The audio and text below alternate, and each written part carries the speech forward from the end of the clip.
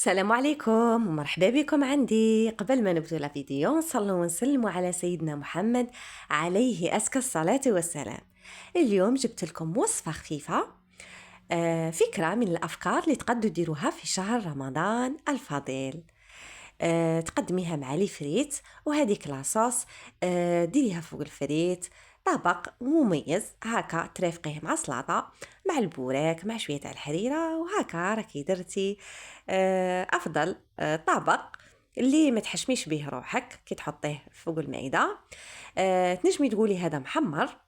كيما راكي تشوفي انا اللحم اللي كان عندي، انت لا عندك كونتيتي كبيره ديري هاد الكونتيتي وضاعفي التوابل ولا المكونات.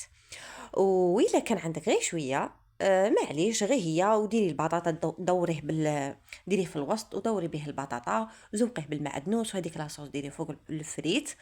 كما تعرفوا كاين اللي بزاف يبغي الفريت في رمضان، فكانت فكره من الافكار اللي قد نديرها لكم.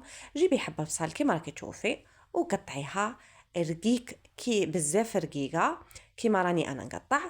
ومن هذا الفيديو بغيت سمعت واحد الغريان الطفل الصغير يغني في واحد الغنية، ومنها عبرة اللي كما يقولوا غاية إرضاء الناس غاية لا تدرك.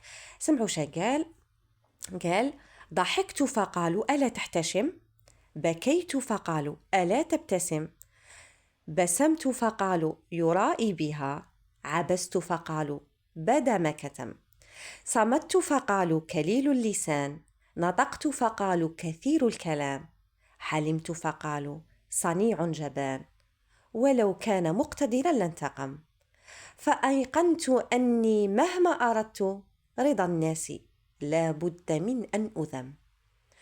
ديروا شديروا تبتسموا تعبسوا كيما واللي ما يفهمش شي كلمات غادي نشرح لكم. مثلا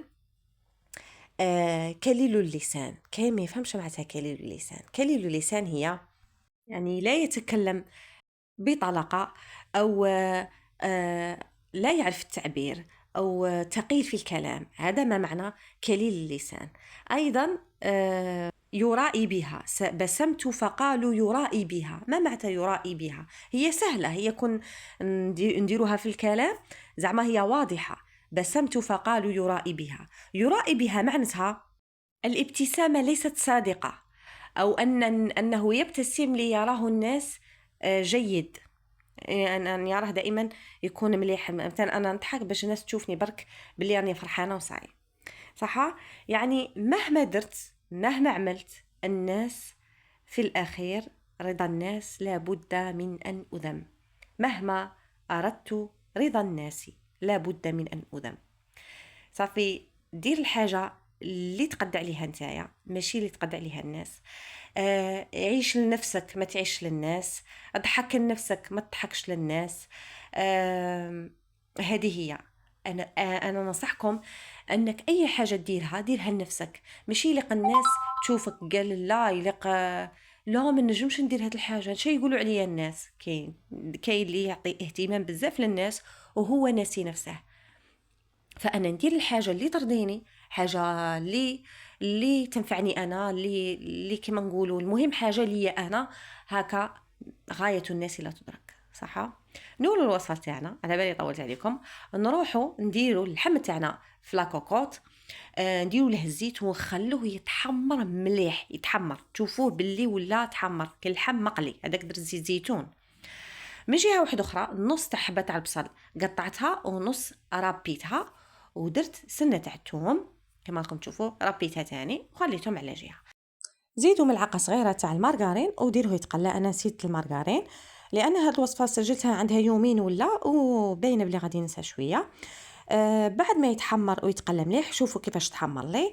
هنا نزيد هذيك البصل بالثوم تاعها وكاع، ونزيدوا لي زيبيس. درت الملح، درت حرور، درت الكركم، ودرت شويه تاع سكنجبير، ودرت الكمون، ولا عندك القزبر الحب زيدي قزبر الحب، ومكعب تاع دجاج كما راكي تشوفي نصف مكعب لانها غادي تعقد وغادي تولي لنا مالحه. والملح كما راكي تشوفي درت نصف مكعب تاع دجاج ونصف ملعقه صغيره تاع الملح. ما زدتش انا حتى حاجه من مور هاد الوصفه. وكما راكي تشوفي نجيبوا البطاطا تاعنا نقلوها على جهه. كي يتحمر هذاك كسمو هذاك البصل تدبل غايه، زيدي واحد الكاس تاع الماء وخليه يعقد مليح. وهذه هي وصفه سهله ماهله.